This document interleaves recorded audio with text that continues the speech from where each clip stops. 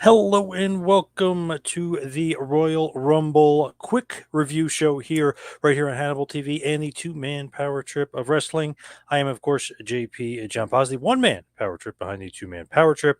And just to start things off, of course, this is the 37th annual Royal Rumble, Tropicana Field in St. Petersburg, Florida. The attendance 48,044, which was a Tropicana Field record. Loved the Hulk Hogan intro video. I know they played it before and they teased it on SmackDown. They played it on Twitter, X, whatever, on their social media on YouTube beforehand. But the Hulk Hogan intro video beforehand was pretty cool. And obviously, he has strong ties to the St. Petersburg, Clearwater area. Not only is the beach shop there, but obviously, he is from that area as well. Pat McAfee came out and was the special commentator, the surprise color commentator for the evening. Pat McAfee, got to be honest, did a horrible job tonight. I don't know if he just didn't do his homework or what was going on, but he added absolutely nothing to the show. And I thought that was kind of pointless. And obviously, he's a Vince guy, a Vince McMahon guy. So that's kind of interesting little caveat there as well. But the first matchup, only four matches on this card tonight. The Royal Rumble match, the Women's Royal Rumble match was up first.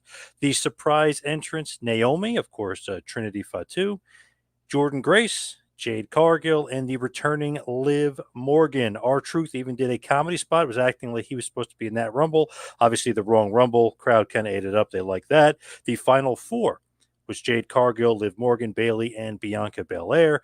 The crowd was pretty much dead for the most part for this match, except for Jade Cargill. Oddly enough, she was by far the most over in the match. Bailey ends up winning and winning the Women's Royal Rumble. She lasted 1 hour, 3 minutes, and 3 seconds to get the win. Not sure if she'll go after Io Sky or Rhea Ripley. She said she's going after Rhea Ripley, but we'll see if there's a little change there, and she might go after Io Sky. The thing is, too, Jade Cargill, huge impression tonight, made herself into an even bigger star. And I'm surprised, but she definitely got the pop of the night as far as the women's match was concerned. Then next up, we have the WWE title fatal four-way match. Roman Reigns versus LA Knight versus AJ Styles versus Randy Orton for the WWE Universal Undisputed title, sponsored by Slim Jim. Was a lot of controversy going in that Slim Jim was out. They were obviously never really out, but they, I guess, claimed they were because of the Vince McMahon allegations, but they were obviously all the way in. If you could tell by the commercial, the people in the crowd wearing the Slim Jim stuff, the Slim Jim graphics everywhere. I don't think that they were ever out of sponsoring that show for a minute. Obviously, Roman Reigns ends up getting the win here after Solo Sikoa interferes. Roman Reigns pins AJ Styles and retains the title. Roman Reigns' title reign right now, 1,245 days. Pretty nice, long, lengthy title reign for Roman Reigns. They had Jelly Roll, a celebrity, rapper, musician, was in the crowd. They showed him. Just also to note that Nick Khan was also in the crowd as well. They didn't really show him or make it known that he's in the crowd. I know he's been in the crowd before, but just interesting that he was out there in the crowd. Next up, WWE United States title match. Logan Paul, who's the champion, versus Kevin Owens. Jeff, whoever Jeff may be, apparently he's on the Logan Paul podcast. He's in the Logan Paul universe. He came out and tried to interfere. Grayson Waller interfered. Austin Theory interfered. They gave him the brass knucks. What ends up happening is the referee catches Kevin Owens using the brass knuckles, and Logan Paul is the winner via disqualification. After the match, Owens gets a little bit of revenge and power bombs Logan Paul through the table. So it looks like that feud is far from over with Logan Paul and Kevin Owens. Logan Paul, of course, retains the United States Championship. Next up, we have the Men's Royal Rumble match. Some surprises. Andrade, he's back, a free agent, big signing for the WWE, back from AEW. Hasn't been in WWE in about 3 years, so that's pretty good, I think, signing. Obviously, he's married to Charlotte Flair, so I'm sure that helped him get back to the WWE a little bit quicker.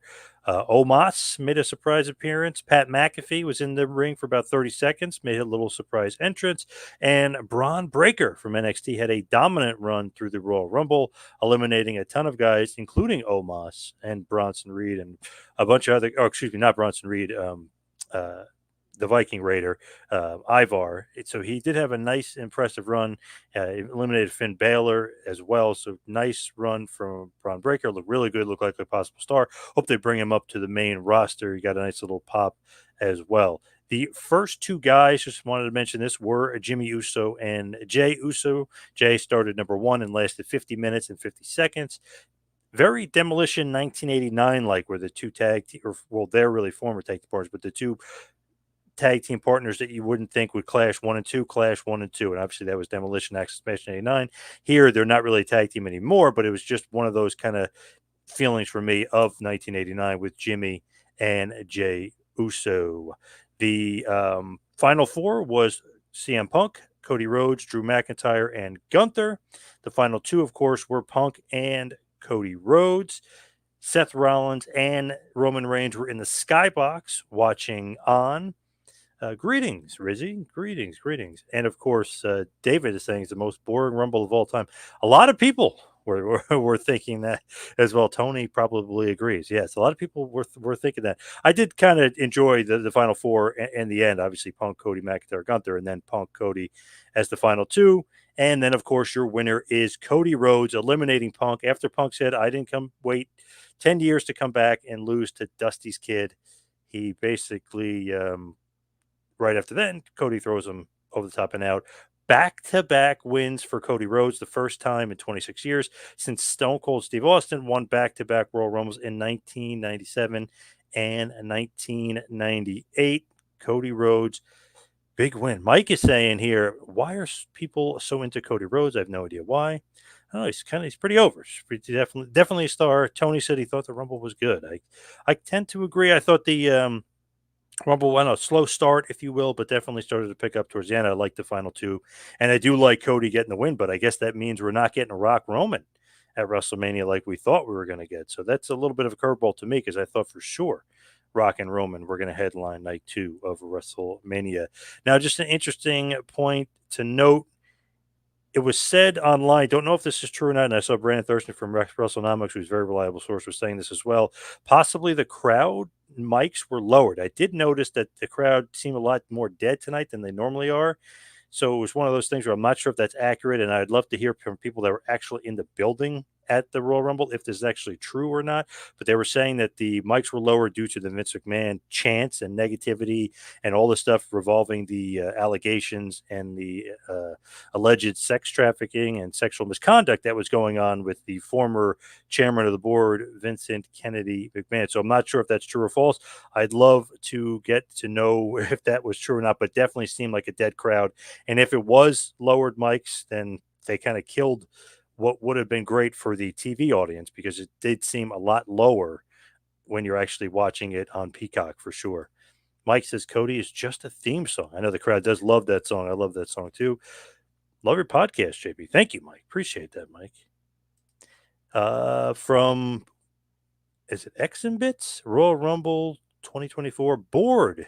A lot of people. I got a few text messages from a few people say they were not liking this Rumble. 4 matches in 4 hours. That's pretty remarkable in itself. It's just weird. Like basically every match was almost given an hour length. Of course, the 2 Rumbles were a little bit over an hour, but just felt like maybe too long for some of the matches.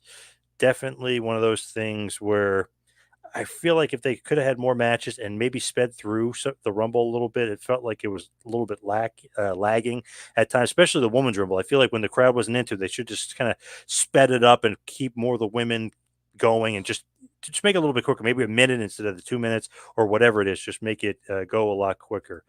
Tony said, I heard a lot of rumors of the allegations. Yes, the Vince McMahon stuff, very, very interesting. It just, to me, obviously, Brock Lesnar was not there and supposedly was supposed to be there. And people were saying that Pat McAfee ended up taking the spot that was going to be Brock's.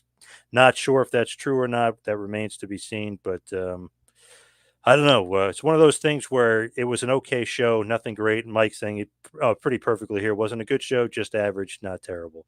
Yeah, kind of in the Triple H era, as far as his pay-per-views, PLEs are concerned, premium live events, this might have been one of the lesser ones for me. It wasn't that great. Wasn't bad by any stretch. It just wasn't that great of a show. But let's wrap this bad boy up and hit the plugs. You can follow me on Twitter and Instagram at 2Man Power Trip. Check out Patreon, patreon.com/TMPT Empire for more. Thank you, everybody, for tuning in to this quick Royal Rumble review. Cody Rhodes and Bayley are going to WrestleMania. Have a good one, folks.